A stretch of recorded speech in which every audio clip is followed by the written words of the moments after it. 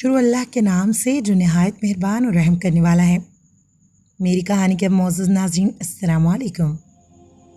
میرے محبوب شوہر نے نشہ خریدنے کی خاطر میرے کانوں میں موجود سونے کی بالیاں اتار کر بیچنا چاہیں تو میں نے مزاحمت کی، جس پر میرے شوہر نے تیش میں آ کر تیز دھار آلے سے میرے کان کاٹ دیے اور ان میں سے بالیاں نکال کر بیچ دیں۔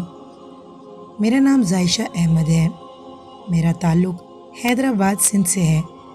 میرے والدین نے میری شادی کاشف نامی لڑکے سے کر دی۔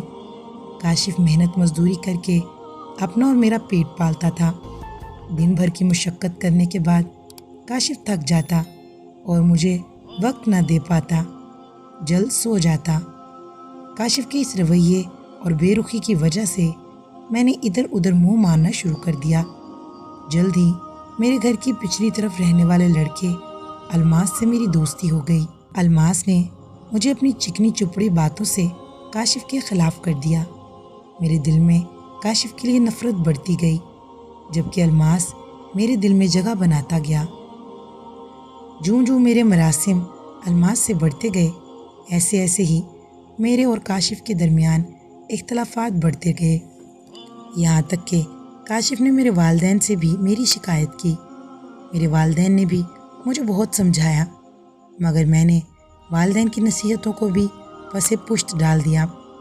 آخرکار حالات اتنے بگڑ گئے کہ نوبت طلاق تک پہنچ گئی، مگر جوں ہی الماس کو پتہ چلا کہ میں اور کاشف انتہائی دور دراز ہو چکے ہیں تو الماس نے مجھے کاشف کا گھر چھوڑ کر اپنے ساتھ چلنے کا کہا۔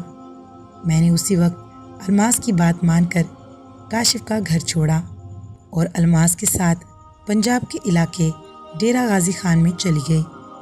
میں نے کاشف سے طلاق نہیں لی، نہ ہی کوئی عدت کاٹی تھی۔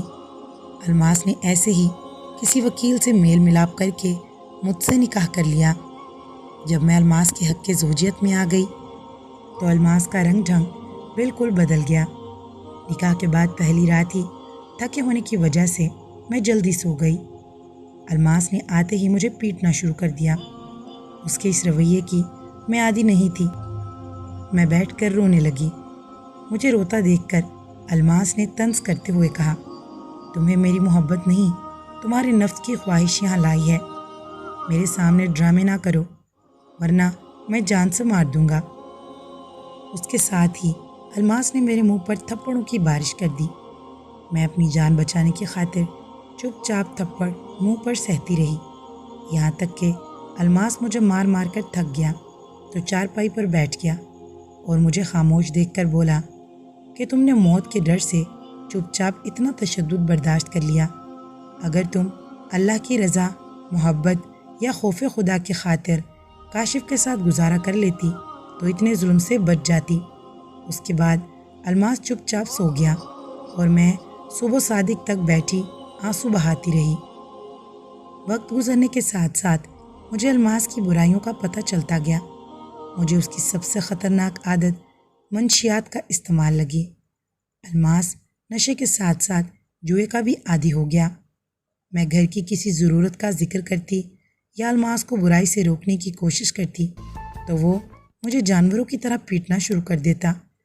میں مار کھا کر اور گالیاں سن کر بھوکی پیاسی اپنی زندگی کے دن گزارنے لگی، مگر میرے محبوب شوہر الماس کی عادات بگڑتی گئیں، یہاں تک کہ اب وہ نشے میں دھت ہو کر گھر آتا اور دباولے کتے کی طرح میرے جسم کو اپنے نوکیلے دانتوں سے کاٹنے لگتا۔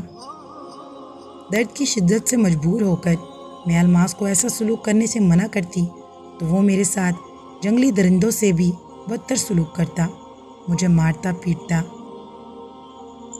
میرے جسم پر ایسی کوئی جگہ نہیں تھی جہاں الماس کے پیٹنے کی وجہ سے زخم نہ ہوں۔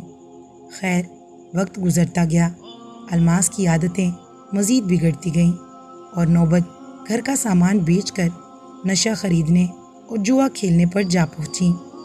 گھر کا سارا سامان بھی بک گیا تو الماس کی نظر میرے کانوں میں موجود بالیوں پر آ کر ٹھہر گئی۔ اس نے مجھ سے بالیاں مانگی، مگر میں نے بالیاں دینے سے انکار کر دیا۔ الماس نے جنگلی جانور کی طرح تیز دھار آلے سے میرے کان کاٹ کر الگ کر دیے۔ اور ان سے بالیاں نکال کر بیچ دیں۔ ملنے والے پیسوں سے نشہ خریدا اور باقی پیسے آہستہ آہستہ جوئے میں ہار گیا۔ الماس اب مجھے بھی مجبور کرتا کہ میں جسم بیچ کر اسے رقم دوں تاکہ وہ نشہ خرید سکے اور جوا کھیل سکے، مگر میں نے انکار کیا اور الماس نے بنا کوئی شرم لحاظ کے مجھے وحشیوں کی طرح پیٹنا شروع کر دیا۔ میں نہ جانے کب مار کھاتے کھاتے بے ہوش ہو گئی۔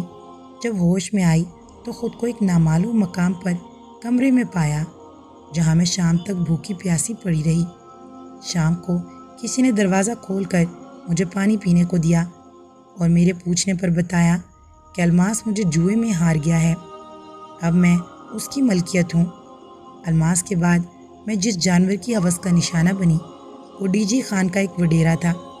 وہ نہ صرف خود جوا کھیلتا اور نشہ کرتا تھا بلکہ باقی لوگوں کو بھی منشیات بیچنے اور جوا کھیلنے کے لیے محفوظ پناہ گاہیں بھی دیتا تھا۔ اس وجہ سے نہ صرف خود بلکہ اس کے ڈیرے پر آنے والے کئی لوگوں نے مجھ پر اپنی ہوس مٹائی۔ میں کسی طرح سے وہاں سے فرار ہو گئی اور کراچی آ پہنچی۔ میں بہت عرصہ کراچی کے علاقے کورنگی میں بھیک مانگ کر کھاتی رہی۔ آخر کسی خدا ترس انسان نے مجھے فلاحی ادارے کی سپرد کر دیا۔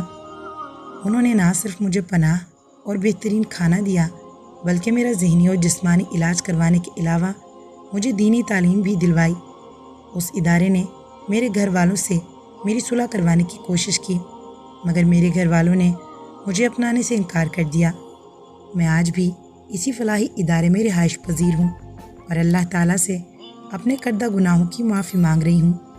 میں اپنی کہانی کے ذریعے تمام بہنوں کو نصیحت کرتی ہوں، خدا کے لیے فقط نفس کے ہاتھوں مجبور ہو کر محرم رشتوں کے تقدس کو پامال نہ کرنا، اللہ تعالیٰ کی بنائی ہوئی شرعی حدود سے تجاوز نہ کرنا، اللہ تعالیٰ کی حکم عدولی کر کے اس پر فخر کرنے والوں کو اللہ تعالیٰ اسی دنیا میں نشان عبرت بنا دیتا ہے۔ میری مثال آپ کے سامنے ہے۔ آج کی کہانی آپ کو کیسی لگی؟ اپنی قیمتی رائے کا اظہار ضرور کیجیے۔ مزید ایسی سٹوریز کے لیے میری کہانی کو سبسکرائب کر کے نوٹیفیکیشن آن کر دیں۔ آنے والی نئی کہانی تک کے لیے مجھے اجازت دیں۔ Stay tuned. اللہ حافظ۔